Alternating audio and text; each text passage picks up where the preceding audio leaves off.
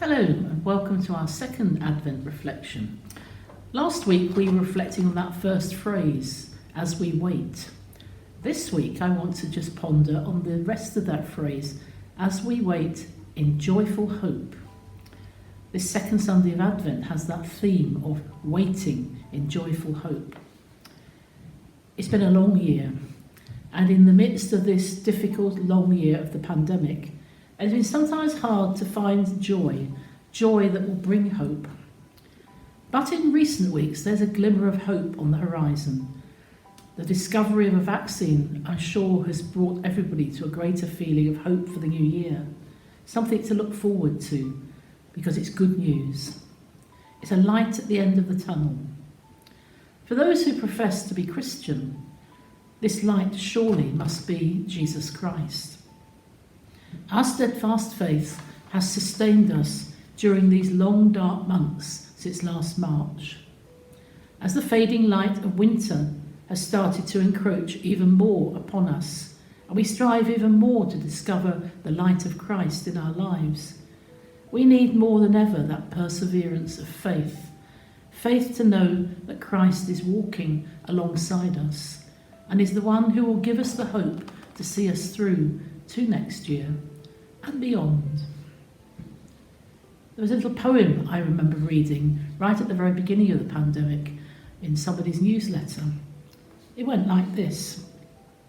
They say that after just a few weeks of quiet in China, the sky is no longer dark with fumes, but it's blue, grey and clear. They say that the streets of Assisi, people are singing to each other across empty squares. People are talking to each other. They're keeping their windows open so that if they're alone in their houses, people may hear the sounds of all their families around them. All over the world, people have begun to slow down and to start reflecting on what is the most important thing in life. All over the world, people have been looking at their neighbours in a very different way. They've been learning how to do acts of service, acts of kindness. All over the world, people are waking up to a new reality, to realise how big we really are and how little control we have. What really matters, above all, is to take out that commandment that Christ has given us, love our neighbour. Yes, there is isolation, but there does not have to be loneliness. Yes, there is sickness, but there does not have to be disease of the soul. Yes, and there is even death. There has been much death this year, but there can always be a rebirth of love. We need to wake up to the choices we make today so that we learn how to live today in a new way. Today we breathe afresh. We look forward with hope. The Lord is coming. Not only at Christmas, but he's coming as he promised to take us home to his Father once more. The Lord is in our midst. He has never left us. It is we who have temporarily lost sight of the Lord.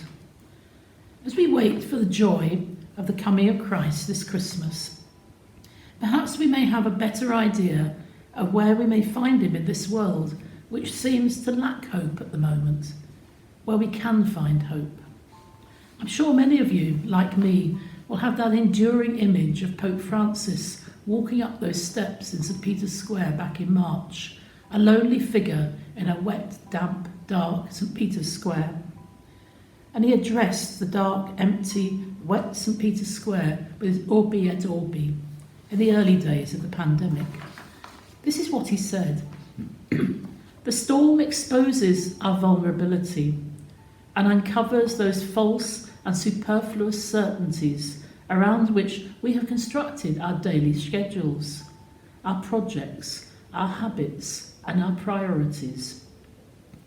It shows us how we have allowed to become dull and feeble the very things that nourish and strengthen our lives and our communities. Basically, what he's saying is, we have lost track of Christ. We lose our sense of hope and the sense of joy that it brings when we lose track of Christ.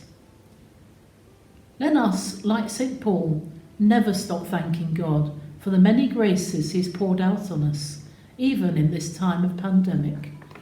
We ask that he gives us the eyes of faith to see clearly his joy in the midst of what may be a challenge. I invite you in this week to come to perhaps go back over the last 9 to 10 months and ask yourselves, what have been the challenges for you?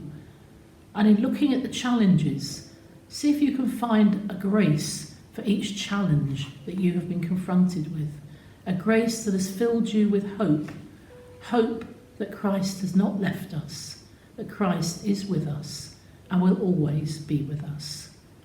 God bless you.